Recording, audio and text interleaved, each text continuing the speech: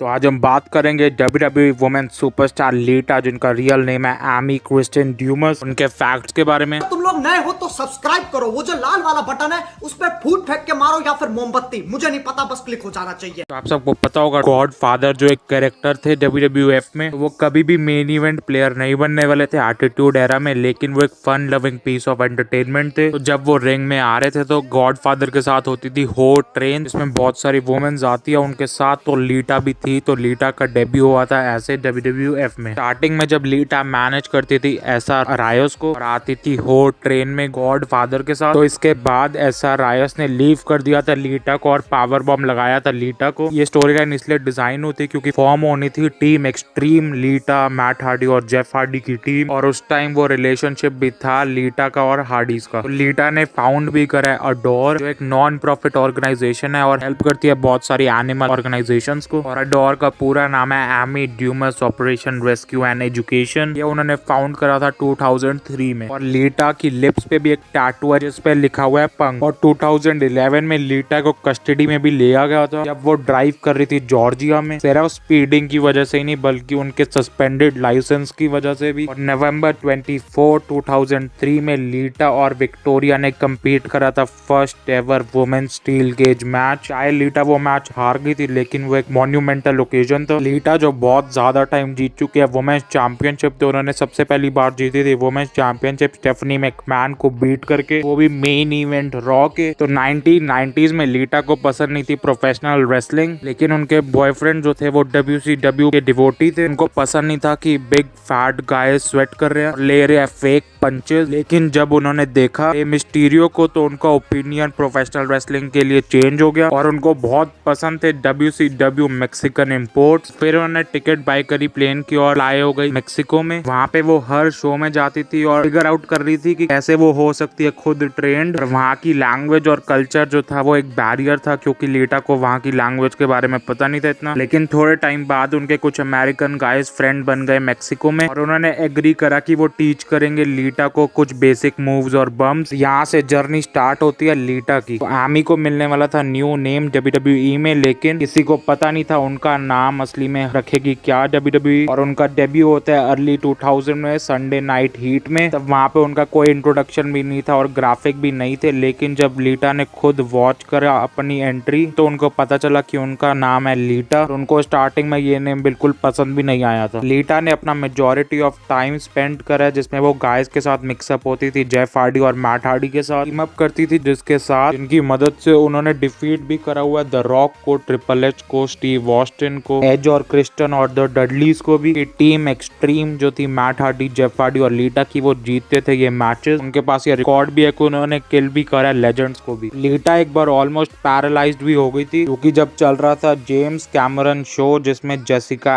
Elba star थी, तो उसमें एक फाइट सीन होने वाला था जेसिका एल्बा और लीटा का। और एल्बा को कुछ पता नहीं था प्रोफेशनल रेसलिंग के बारे में, तो जब लीटा प्रैक्टिस कर रही थी हरिकेन राणा एल्बा के साथ, तो फिर उनका जो हेड है ड्रॉप हो गया था। लीटा के हिसाब से डायरेक्टर ने भी और किसी और ने भी उनकी इंजरी को सीरियसली नहीं लिया और उनकी कोई हेल्प भी नहीं करी थी उस टाइम, और उन्होंने कंटिन्यू रखी शूटिंग। जब लीटा की शूटिंग खत्म हुई तो उनको पता चला कि उनकी नेक ब्रोकन है, वो भी 3 प्लेसेस से। जब लीटा का रेसलिंग करियर एंड हुआ तब लीटा चली गई रोड्स में और उन्होंने फॉर्म करा एक बैंड जिसका नाम था द लुचा गोर्स। 2007 में इस बैंड ने रिलीज करी थी अपनी डेब्यू एल्बम। और CM पंक की documentary best in the world में ये भी पता चला था कि CM पंक और लीटा भी रह चुके हैं रिलेशन में, लेकिन उनका बाद में ब्रेकअप हो गया था। लेकिन AJ ली वो भी आइडलाइज करती थी लीटा को पहले, और अब वो वाइफ है CM पंक की। और जब लीटा पहले काम करती थी ECW में, तो वहाँ पे वो इंट्रोड्यूस कराई गई NWA वर्ल्ड हैवीवेट चैंपियन डोरी फंक जूनियर से, जिन्होंने डिसाइड करा वो ट्रेन करेंगे लीटा को रेसलिंग स्कूल में, द फंक एंड कंजर्वेटरी। जब वो स्कूल अटेंड करती थी लीटा, तो जो फंक थे वो कंपाइल करते थे वीडियो फुटेज, और ये वीडियो फुटेज ने लीड करा उनका WWE कॉन्ट्रैक्ट। इससे ही वो आ पाई WWE में। लीटा और चाइना का जो मैच था जजमेंट डे 2001 में, वो चाइना का आखिरी मैच था WWE में जो हुआ था लीटा के अगेंस्ट। लीटा और ट्रिश स्ट्रैटस की जो बहुत बड़ी राइवलरी रह चुकी है पास्ट में, तो वो लास्ट टाइम रिंग में एक दूसरे का 2018 में आई थी रेवोल्यूशन में, जिसमें मैच था Trish Stratus and Lita versus Alicia Fox and Mickie James. तो ये थे कुछ फैक्ट्स अबाउट लीटा। अगर वीडियो पसंद आए तो चैनल को सब्सक्राइब जरूर करना और वीडियो को लाइक भी।